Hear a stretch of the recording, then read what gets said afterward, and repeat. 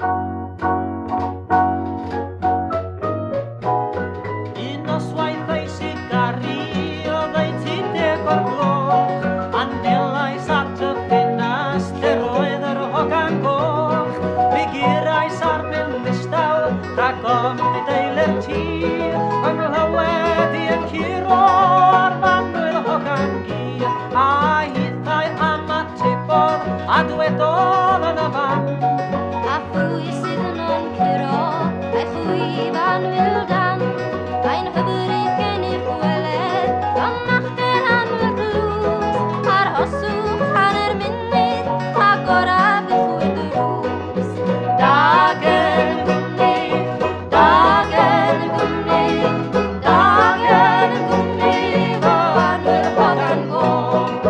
O dewch i lawr i'r gegin, bisteddwch wrth y bwrdd, cawn damau gyda'n gilydd, teulu sydd i bwrdd.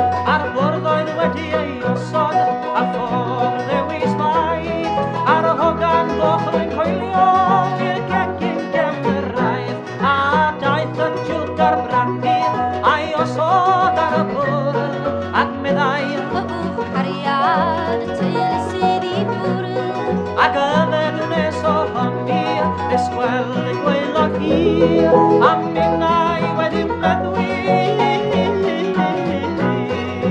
Dagen gwmni, dagen gwmni, dagen gwmni, Fo anwyl hogan goch. Dechreuodd y dorri llestri, ac wneithir y twrw mawr. Y bwrdd a phopeth arno, copi ar y llaw.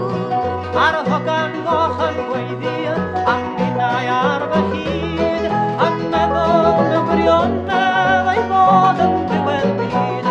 Yng nghanol hyn o helynt, daeth rhywun at y gloch, a thynnu honno'n wallgo, nes gwneud i'r hogan goch, i adael yn ysgrepan, a rhoi yn gwt y gloch, ac olwg arni cofio, fel hogan goch oedd goch.